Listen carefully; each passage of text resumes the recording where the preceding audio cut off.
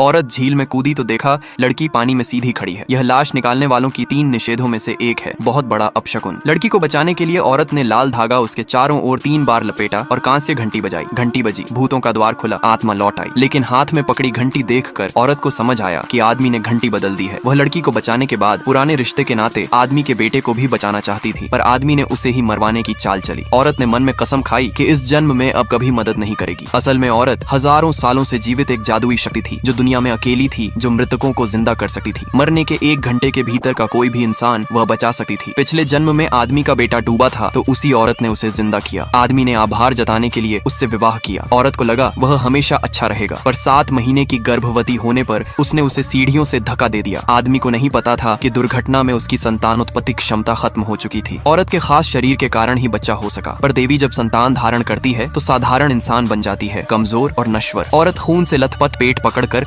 आदमी के बेटे से 120 पर कॉल करने की गुहार करती रही, पर जिस बच्चे को उसने कभी जिंदा किया था उसने ठंडी नजरों से कहा, आंटी आप देवी हो ना, देवी मरती नहीं। आदमी भी कभी उस पर विश्वास नहीं करता था। वह सोचता था कि वह बस उसके घराने की दौलत चाहती है। यहाँ तक कि बेटे का डूबना भी उसने एक नाटक बताया। उसने माना कि औरत की वजह से उसकी प्रेमिका घर छोड़कर चली गई और अंत में अपमानित होकर मारी गई, इसलिए औरत से विवाह का मकसद बदला लेना था। उसने औरत को पत्थर से बांधकर गहरे समुद्र में फेंक दिया। औरत की मौत हो गई, लेकिन शायद किस्मत को यह मंजूर नहीं था। घंटियों की गूंज के बाद औरत ने पाया कि वह फिर से जी उठी है। वह उसी दिन लौटी जब आदमी का बेटा डूबा था। घर का मुखिया उससे मदद मांग रहा था। तभी आदमी अपनी प्रेमिका संग पहुंचा और औरत को धोखेबाज बताकर बोला कि उसकी प्रेमिका ही असली जादुई शक्ति है और औरत से घंटी छीनना चाहा। तभी धनी गू साहब पहुंचे। उनकी भतीजी आधा घंटा पहले डूबी थी और अब तक नहीं मिली। उन्होंने औरत से उसे बचाने के लिए 30 करोड़ देने की पेशकश की। औरत ने चुनौती स्वीकार की और आदमी से शर्त लगाई कि देखें कौन बच्चे को जिंदा लाता है। उसने अपनी पूरी संपत्ति दांव पर लगाई। आदमी को विश्वास था कि बच्चा तो उसने छुपा दिया है, पानी में तो नकली पुतला है। उसने 10% शेयर दांव पर लगाए। गू साहब ने भी 10% औरत का समर्थन किया। सब जलाशय पर पहुंचे। औरत ने मोमबत्ती जलाई और डोरी पानी में डाली, पर कोई असर नहीं हुआ। उसने छलांग लगाई और लड़की को सीधी खड़ी देखा। यह लाश निकालने की वर्जनाओं में से एक था। उसने लाल धागा लपेटा और घंटी बजाई, लेकिन वह नकली घंटी थी। आदमी व्यंग्य करता बोला कि बच्ची अब नहीं बचेगी। तभी किसी ने पुकारा, रुको, बच्ची सांस ले रही है। दरअसल औरत ने असली मंत्र का प्रयोग किया और बच्ची सचमुच जीवित हो गई। सब हैरान रह गए। आदमी घबरा गया क्योंकि उसका बेटा भी पानी में डूबा था और वह मान रहा था कि उसने छिपा रखा है, पर सच्चाई सामने आई कि बच्चा मर चुका था। औरत ने कहा, यह तुम्हारे ही हाथों मरा है। आदमी तिलमिला उठा। उसकी प्रेमिका ने सांत्वना दी कि वह उसे और बच्चे देगी, लेकिन तभी सच्चाई खुली कि आदमी कभी संतान पैदा ही नहीं कर सकता। सबके सामने उसका भेद खुल गया। औरत ने जीत हासिल की, बच्ची जिंदा बची। आदमी बदनाम और लज्जित हुआ। यह उसका दंड था।